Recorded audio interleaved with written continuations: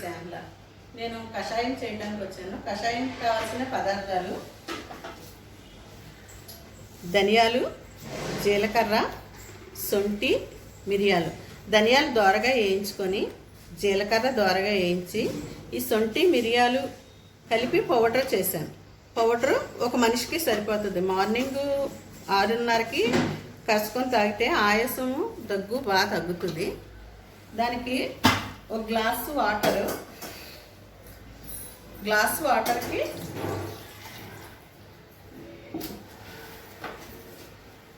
బాగా మరిగించి, glass water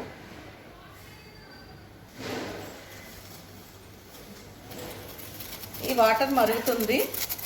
పొడి వేసుకుందాము. పొడి బాగా మరిగినాక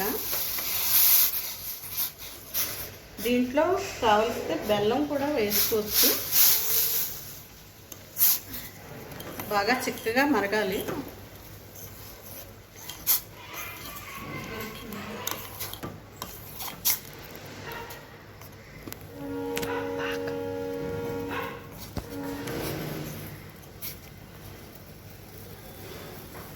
బాగా మరుగుతుంది. ఇది బాగా దగ్గరగా అవ్వాలి చిక్కగా. దాంట్లో ఉన్న కషాయం అంతా వాటర్లో దిగాలి. కషాయం బాగా తాగితే ఇది ఆయాసం అది ఉండదు. పరగడుపుని తాగాలి 6 గంటలకి. అరగంట వరకు ఏమి తాగకూడదు. ఆయాసం ఉన్న వాళ్ళకి బేగా తగ్గుతుంది ఇది తాగితే.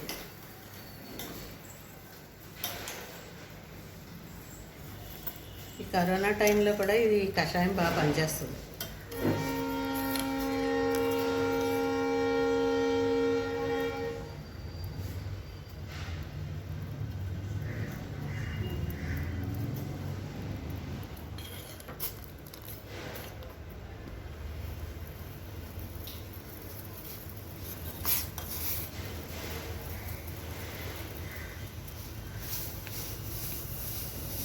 చెప్పండి.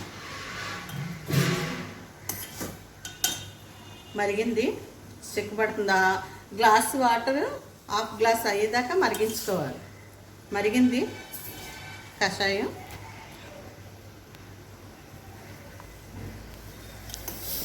బాగా దగ్గరగా అయ్యింది.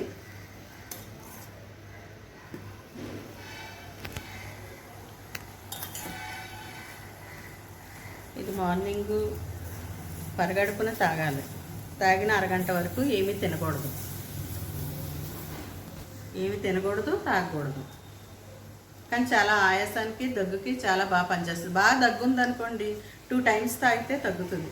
అది వెంటనే కాదు, 2 డేస్ ఆగి మళ్ళీ ఇంకోసారి తాగాలి. అయ్యింది.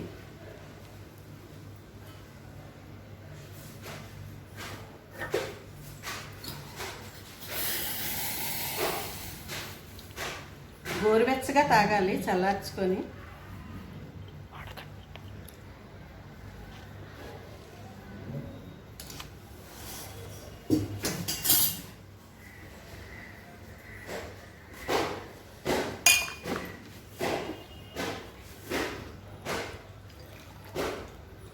కషాయం రెడీ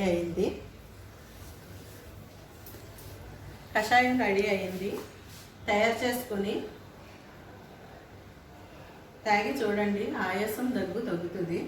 గోరెచ్చగా తాగాలి.